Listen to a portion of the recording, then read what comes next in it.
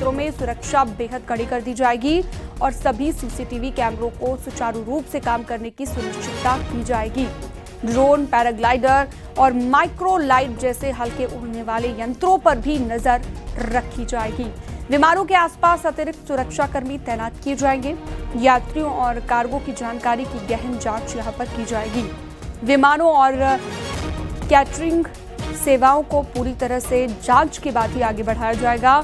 Delhi NCR के हवाई अड्डों और हेलीपैड से उड़ान भरने वाले सभी विमानों और ड्रोन की निगरानी बढ़ाई जाएगी। पार्किंग जोन में निगरानी और जांच तेज की जाएगी। फराह खान इस पर ज्यादा जानकारी के लिए हमारे साथ जुड़ गई हैं। फराह, और क्या क्या नई गाइडलाइंस हैं BCAS की? जी बिल्कुल, देखिए BCAS ने जो है वो गाइडलाइंस जारी की हैं। हवाई अड्डों और आसपास के क्षेत्रों में सुरक्षा जो है वो ज्यादा से ज्यादा कड़ी की जाएगी। सभी सीसीटीवी कैमरे जो हैं वो पूरी रूप से जो है वो सही तरीके से चले, ताकि जो है वो निगरानी अच्छे से की जाए। ड्रोन, पैराग्लाइडर और माइक्रोलाइट जैसे हल्के उड़ने वाली यंत्रों पर कड़ी नजर रखी जाएगी। यानी कैटरिंग पर जो है वो ज्यादा से ज्यादा जो है वो सिक्योरिटी होगी। एंट्री और एग्जिट गेट्स जो हैं वहां पर चेकिंग होगी। सभी उड़ानों के लिए 100% सेकेंडरी लेडर पॉइंटिंग चेकिंग जो है वो अनिवार्य की जाएगी। दिल्ली एनसीआर के कई हवाई अड्डों और हेलीपैड से उड़ान भरने वाले विमानों की भी जो है ड्रोन से निगरानी की जाएगी, क्योंकि देखिए दिल्ली में जिस तरीके से ये बड़ा धमाका हुआ है उसके बाद हर जगह जो है वो सुरक्षा के चाक चौबंद इंतजाम कर दिए गए हैं। और वहीं पर जो ये BCA की तरफ से जो ये गाइडलाइन जारी की गई हैं BCAS की तरफ से, उसमें यही बताया गया है कि एयरपोर्ट के सिटी लैंड साइड क्षेत्रों में भी सुरक्षा जो है वो बढ़ाई जाएगी। पार्किंग जोन में जो निगरानी है वो तेज की जाएगी। यात्रियों और स्टाफ की ID जो है वो देखी जाएगी। तो यानी रैंडम चेकिंग हो सकती है कि कौन आ रहा है, कौन जा रहा है। और ये इसके लिए जो है वो साफ बता दिया गया है कि सबके पास जो है वो अपने ID प्रूफ वगैरह सब कुछ होने चाहिए। सामान की स्क्रीनिंग होगी। जहां पर लगता है कि कोई डाउट है तो वो पूरा जो सामान है उसकी स्क्रीनिंग, टेस्टिंग वो सब होगी। उसके लेकर पूछताछ भी हो सकती है। तो जो निर्देश दिए गए हैं और जो नई गाइडलाइंस है इनको पूरी तरीके से जो है वो लागू किया जाएगा, ताकि आगे चलकर कोई भी ऐसी जो कनेक्शंस है वो कहीं सामने ना आए। और अब पूरी तरीके से जो है ये देखने को मिल रहा है कि दिल्ली एनसीआर में एक हाई अलर्ट है और सुरक्षा पूरी तरीके से जो है वो चाक चौबंद है। बहुत शुक्रिया विस्तार से जानकारी देने के लिए आपका, फराह खान।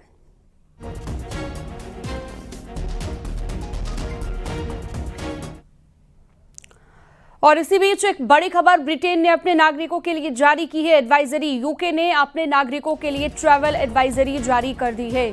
भारत पाक बॉर्डर से दूर रहने की सलाह दी गई है कि भारत पाक बॉर्डर से दूर रहा जाए। ब्रिटेन ने सोनमर्ग, पहलगाम, गुलमर्ग जाने से मना किया है। ये ब्रिटेन की तरफ से एडवाइजरी जारी की गई है।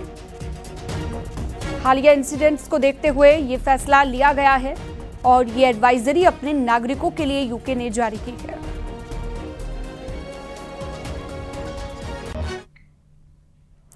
कुल मिलाकर दिल्ली ब्लास्ट मामले की जांच अब 3 अहम फैक्टर्स पर टिक गई है। जांच एजेंसियां अब उस 3 घंटे के गैप पर फोकस कर रही हैं जब आरोपी डॉक्टर उमर ने लाल किले की पार्किंग में गाड़ी खड़ी की थी।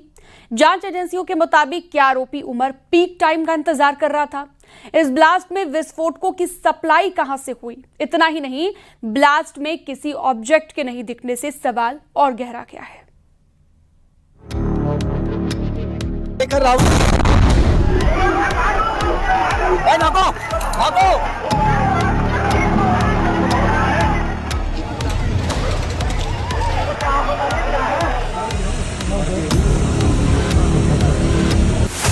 दिल्ली के लाल किले पर हुए ब्लास्ट मामले की जांच में दिल्ली पुलिस और सुरक्षा एजेंसियां अब 3 अहम एंगल्स पर काम कर रही हैं। 3 घंटे तक कार पार्किंग, अल फलाह यूनिवर्सिटी का नेटवर्क, ब्लास्ट का अनोखा इंपैक्ट।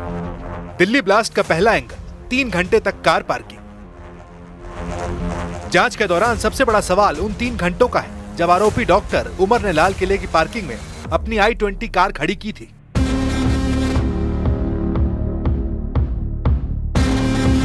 जानकारी के मुताबिक आरोपी उमर ने सोमवार दोपहर 3:19 पर गाड़ी पार्क की थी और उसे 6:22 पर निकाली थी। सवाल यह है कि इन 3 घंटों में उमर कहां था? क्या वो किसी से निर्देश ले रहा था या स्लीपर सेल के किसी संपर्क का इंतजार कर रहा था? दिल्ली ब्लास्ट का दूसरा एंगल, अल फलाह यूनिवर्सिटी का नेटवर्क।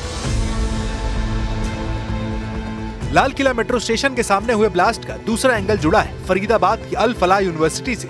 ये वही यूनिवर्सिटी है जहां करीब 3000 किलो विस्फोटक रखने के आरोपी डॉक्टर मुजम्मिल और डॉक्टर अदील पढ़ाते थे। यानी डॉक्टरों के इस नेटवर्क का कनेक्शन इस ब्लास्ट से जुड़ा है। शक ये है कि डॉक्टर मुजम्मिल और डॉक्टर अदील ने विस्फोटकों की सप्लाई की। डॉक्टरों के इस नेटवर्क में इनके अलावा और कितने एक्टिव और नॉन एक्टिव मेंबर्स हैं? इसके साथ ही सवाल ये है कि इतनी भारी मात्रा में विस्फोटक कहां से आया? क्या ये विस्फोटक अलग अलग खेप में आरोपियों के पास पहुंचाए गए थे? विस्फोटक और हथियार यहां तक पहुंचाने वाले कौन थे? जिस टेलीग्राम ग्रुप से आरोपी जुड़े हैं उसके अन्य मेंबर कौन है और ये ग्रुप कब से एक्टिव था? क्या डॉक्टर उमर, डॉक्टर मुजम्मिल और डॉक्टर आदिल ने दिल्ली की रेकी की थी या इनके लिए नेटवर्क में कोई और काम कर रहा था? दिल्ली ब्लास्ट का तीसरा एंगल, ब्लास्ट का अनोखा इंपैक्ट। तीसरा एंगल ब्लास्ट के तकनीकी पहलू से जुड़ा है। विस्फोट में पुलिस को कोई भी ब्लंट ऑब्जेक्ट जैसे कील, बॉल बेयरिंग ब्लेड जैसी धारदार चीजें नहीं मिली। इन चीजों से ब्लास्ट का इंपैक्ट दूर तक होता है। बिना ब्लंट ऑब्जेक्ट के इस्तेमाल के बावजूद इसके विस्फोट का असर इतना तेज था कि वहां कई गाड़ियां चकनाचूर हो गई थी। आसपास की कई गाड़ियां धू धू कर जलने लगी। पास के मार्केट में भी इसका भयानक असर दिखा। जैन मंदिर से लेकर कई दुकानों के शीशे चकनाचूर हो गए। ब्लास्ट की आवाज काफी दूर तक सुनाई दी थी। यही नहीं, इतने बड़े ब्लास्ट के बावजूद जमीन पर गड्ढा तक नहीं बना। इस बीच सूत्रों से मिली जानकारी के मुताबिक लाल किला धमाके में हाई इंटेंसिटी के केमिकल बम का इस्तेमाल हुआ था। यह इतना खतरनाक था कि आसपास जो भी आया पूरी तरह तबाह हो गया। एफएसएल जांच से जल्द पता चलेगा कि इनमें से कौन से केमिकल का इस्तेमाल हुआ था। जांच एजेंसियों के मुताबिक लाल किले के सामने हुए ब्लास्ट की पूरी साजिश 3 राज्यों में बुनी गई। सूत्रों की माने तो इसका ब्लूप्रिंट कश्मीर में बना, ऑपरेशन की तैयारी हरियाणा में हुई और टारगेट चुना गया दिल्ली के लाल किले के सामने का इलाका। इस बीच आर्कोलॉजिकल सर्वे ऑफ इंडिया की जानकारी के मुताबिक लाल किला और उसकी पार्किंग सोमवार को बंद रहती। फिर सोमवार को लाल किले की पार्किंग के गेट कैसे खोलेंगे? आरोपी डॉक्टर उमर की गाड़ी लाल किला की पार्किंग में घुसी और 3 घंटे तक उसकी गाड़ी को पार्क किया गया। यानी ये सब एंगल जांच की दिशा बदल सकते हैं।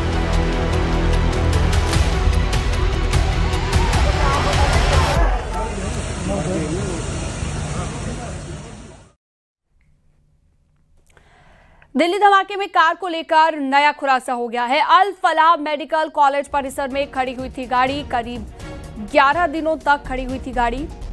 फरीदाबाद के धौज में है अल फलाह मेडिकल कॉलेज। कार 29 अक्टूबर से 10 नवंबर तक कॉलेज के परिसर के अंदर ही खड़ी रही। ये एक के बाद एक नए खुलासे हो रहे हैं। दिल्ली धमाके में कार को लेकर अब नया खुलासा हुआ है। करीब 11 दिनों तक ये गाड़ी खड़ी रही थी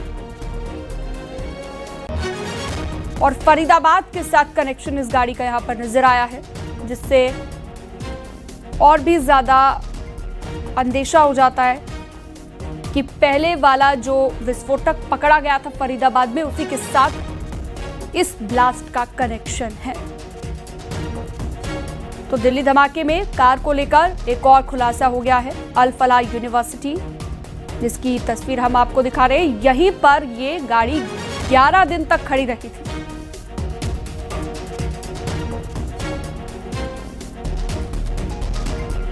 तो एक के बाद एक कई खुलासे हो रहे हैं मामले को लेकर।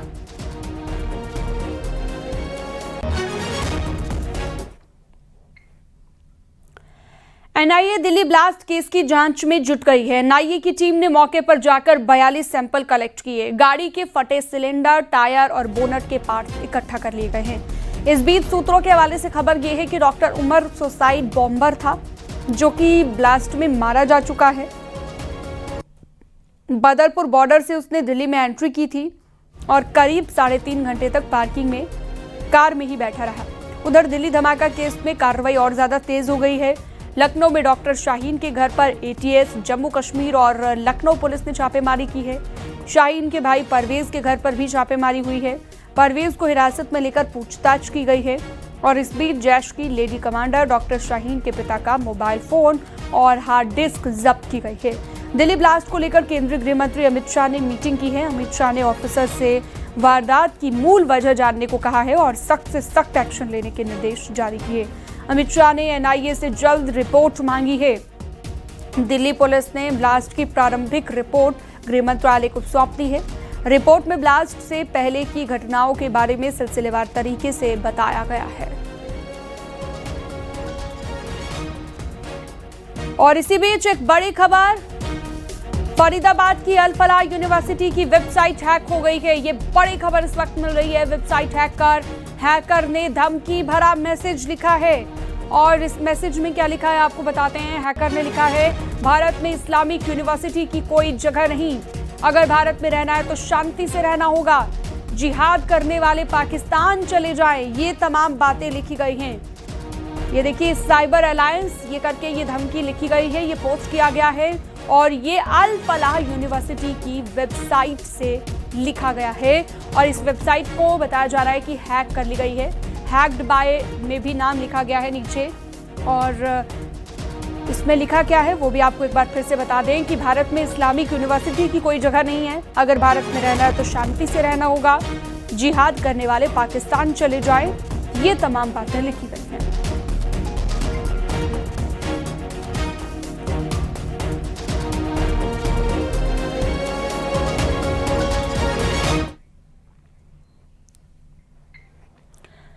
दिल्ली ब्लास्ट ने पूरे देश को हिलाकर रख दिया है। कई लोगों ने अपनी जान गंवा दी तो कई लोग अस्पताल में जिंदगी और मौत की जंग लड़ रहे हैं। लाल किले के पास हुई धमाके की साजिश पहले ही रची गई थी और न्यूज़ 18 की पड़ताल में जो सच सामने आया उससे ये बात पुख्ता हो रही है। सबसे पहले बात उस कार की करते हैं जिसका इस्तेमाल दिल्ली धमाके में किया गया।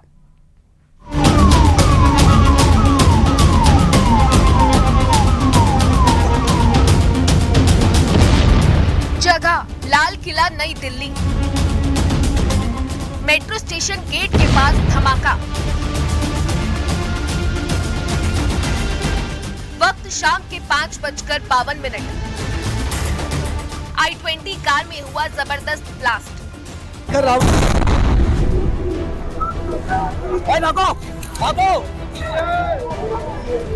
दिल्ली में सोमवार शाम हुए धमाके में जिस कार का इस्तेमाल किया गया, उस कार से जुड़ा रहस्य दिल्ली पुलिस और जांच एजेंसियों को हैरान कर रहा है। जिस I-20 कार में धमाका हुआ उसका नंबर HR 26CE 7476 बताया जा रहा है।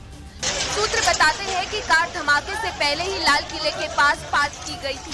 कार का CCTV देखने से पता चला है कि ड्राइविंग सीट पर दाढ़ी वाला एक शख्स था जो संदिग्ध है।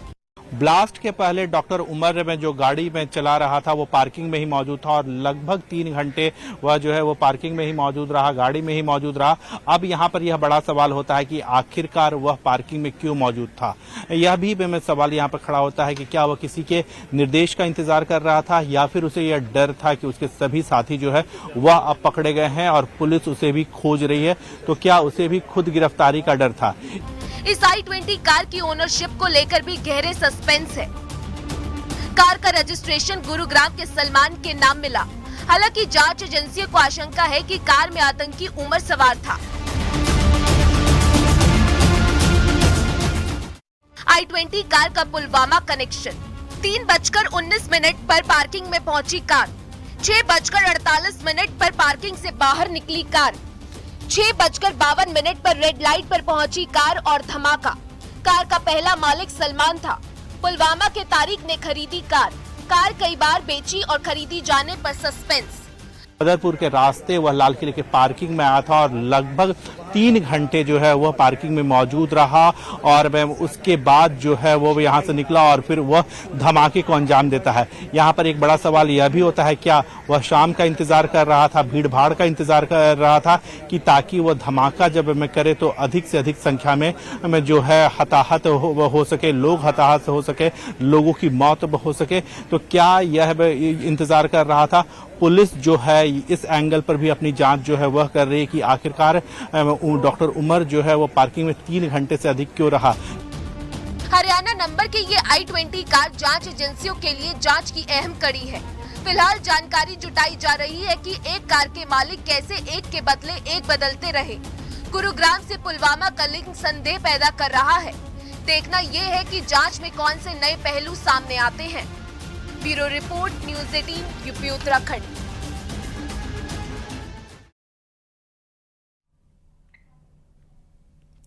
दिल्ली ब्लास्ट से जुड़ा हुआ एक और वीडियो सामने आया है। हमले से पहले फरीदाबाद में दिखा आरोपी डॉक्टर उमर।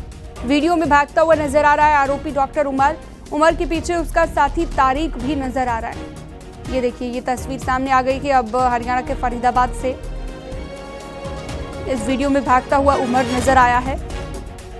उमर के पीछे तारिक भी यहाँ पर नजर आया है। तो पहले से ही प्लानिंग चल रही थी और अब जो है इसे अंजाम दिया गया। हमले से पहले फरीदाबाद में उमर दिखाई दिया है।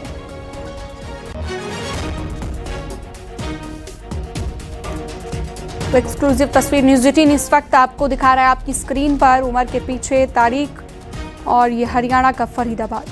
भाई उस एक्सप्लोजिव को कनेक्ट किया गया था कि अगर कोई गाड़ी का कोई स्विच या कोई बटन या कोई गियर दबाते हैं तो पूरा ब्लास्ट जो है गाड़ी में होगा और फिदाइन हमले की तरह जो गाड़ी चला रहा है शख्स वो मारा जाएगा। लेकिन एक और थ्योरी है कि 3 घंटे तक लाल किला, वो ऐतिहासिक धरोहर भारत की जहां पर कि पहले भी आतंकवादी पकड़े जा चुके हैं, उसके बाहर थे, हैंड ग्रेनेड बरामद हुए, वहां पर 3 घंटे अगर कोई एक संदिग्ध आतंकी जैश ए मोहम्मद का गाड़ी पार्क करके खड़ा होता है तो वो क्यों खड़ा होता है? चूंकि रविवार सोमवार के दिन लाल किला बंद होता है। नहीं, मतलब पार्किंग में आप जब बंद है तो वो कैसे वो पार्किंग में पहुंच कैसे गया गाड़ी? ये भी एक बड़ा सवाल कहीं ना कहीं उठ खड़ा हो रहा है। आप हमारे साथ आनंद बने रहिएगा। हमारे सहयोगी आनंद इस पर ज़्यादा जानकारी दे रहे थे, आनंद तिवारी। तो ये वीडियो है, ये एक्सक्लूसिव वीडियो जो इस वक्त न्यूज़ 18 आपको दिखा रहा है। हमले से पहले फरीदाबाद में दिखाई दिया है उमर और उसके साथ यहाँ पर तारिक भी नज़र आ रहा है। उमर वही शख्स बताया जा रहा है जो कि उस वक्त कार में बैठा हुआ था और अब एक और वीडियो इसका सामने आ गया है। एक नहीं, दो नहीं, कई वीडियो अब सामने आ रहे हैं क्योंकि कई सीसीटीवी को खंगाला जा रहा है। पिछले 1 महीने से जो इनकी प्लानिंग चल रही थी उसे पूरे तरीके से अब सामने लाया जा रहा है एक एक करके। ये फरीदाबाद में आरोपी डॉक्टर उमर यहाँ पर दिखाई दिया है। वीडियो में भागता हुआ नजर आ रहा है आरोपी डॉक्टर उमर के पीछे उसका साथी तारिक भी नजर आ रहा है। तो ये वीडियो अब सामने आया और एक एक कर कई ऐसे वीडियो सामने आ चुके हैं। प्लानिंग यहाँ पर पहले से ही चल रही थी। तारिक जो कि पुलवामा का रहने वाला है और तारिक को लेकर भी कई जानकारियां निकलकर सामने आई, लेकिन फिलहाल उमर की ये तस्वीर आपको हम दिखा रहे हैं जिसमें वो भागता हुआ नजर आया है। फरीदाबाद की ये तस्वीरें।